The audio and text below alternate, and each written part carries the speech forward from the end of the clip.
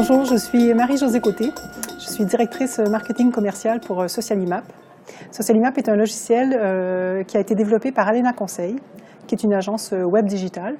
Et pour vous permettre de mieux comprendre ce qu'on fait, plutôt que de vous pitcher en 30 secondes, j'ai envie de raconter l'histoire parce que je trouve que ça parle. Alena est une agence donc, qui est basée à Aix-en-Provence, dans le sud de la France, qui existe depuis maintenant 6 ans. On fait des sites Internet et des landing pages, entre autres. Et par la force des choses, beaucoup de nos clients nous ont demandé de les accompagner dans la mise en place de stratégies social médias et dans leur stratégie d'inbound marketing.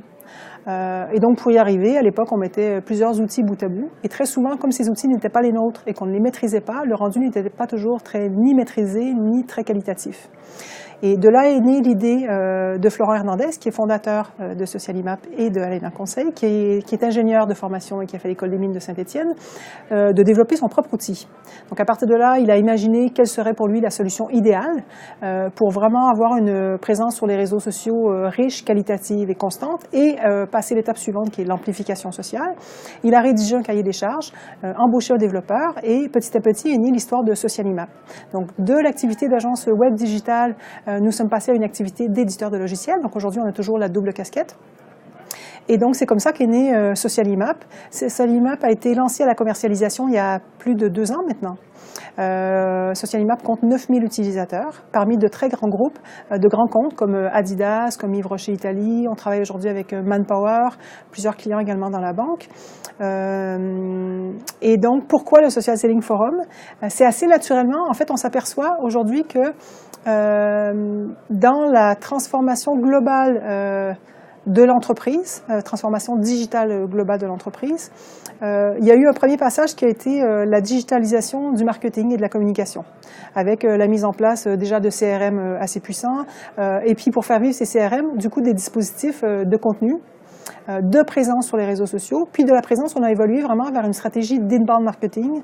L'inbound marketing étant de dire, plutôt que d'attendre que les prospects viennent à moi, comment consomment aujourd'hui ces acheteurs en B2B, comment font-ils leur choix, où est-ce qu'ils s'informent, comment ils consomment, et d'aller à la rencontre de ces acheteurs, notamment leur fournissant des contenus à travers des stratégies de contenu, pour les attirer, les faire venir à nous, arriver à se positionner comme des experts sur nos sujets. Et donc, petit à petit, faire évoluer notre relation avec le prospect pour éventuellement le passer à l'équipe commerciale derrière. Donc, c'est tout ça pour vous dire que c'est assez naturellement que la jonction s'est faite entre un outil qui avait plutôt une vocation marketing à la base, qui était celle d'inbound marketing, de pouvoir pousser des bons contenus au bon moment auprès des bonnes cibles sur les bons réseaux sociaux. On s'est dit, en fait, le chaînon manquant ou la suite logique, c'est de se dire, une fois que j'ai poussé ces bons contenus, comment je peux également mettre cet outil qui est fabuleux à la disposition de mes équipes commerciales. Donc, en leur mettant tous ces contenus que j'utilise et que j'optimise et que je pousse, je vais non plus seulement les pousser sur mes réseaux sociaux d'entreprise, mais je vais également les mettre à disposition de mes collaborateurs commerciaux pour qu'eux puissent s'appuyer sur ces contenus pour contacter leurs prospects, d'une part. Et puis, l'étape ultime, c'est de se dire, une fois que j'ai choisi ces contenus, que je les ai poussés au bon endroit, au bon moment, vers les bons prospects, et que le prospect mord à l'hameçon, c'est-à-dire qu'il clique sur, il partage un tweet, il like un post sur Facebook, il partage une nouvelle sur LinkedIn, comment je fais pour identifier ce prospect et le remonter dans mon CRM?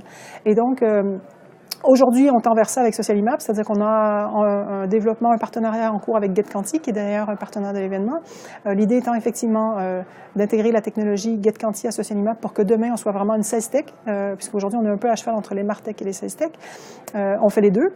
Et donc, c'est vraiment de se dire, on continue d'être une market tech comme on le fait jusqu'à maintenant, mais on intègre, on devient de plus en plus une sales tech en permettant d'aller au bout de la démarche marketing et commerciale, qui est la génération de leads, et ensuite de remonter ces leads dans les CRM et de les mettre à disposition des commerciaux. Donc, c'est assez naturellement que pour nous, le Social Selling Forum s'est avéré une évidence depuis toujours.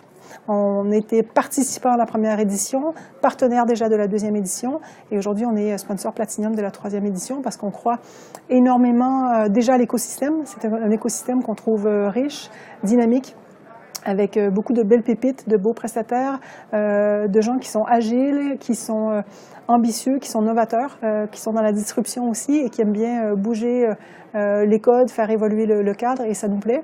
Donc déjà pour l'écosystème, ensuite parce qu'aujourd'hui ça touche directement toutes les problématiques qui sont les nôtres et celles de nos clients. et qui nous anime au quotidien. Et puis parce que aussi c'est une très très belle occasion de se retrouver avec nos prospects, nos clients, entre nous pour échanger et continuer de faire avancer notre réflexion sur la question. Donc j'espère qu'on sera à nouveau partenaire de la 4e édition, si 4e édition il y a, mais il n'y a pas de raison a priori.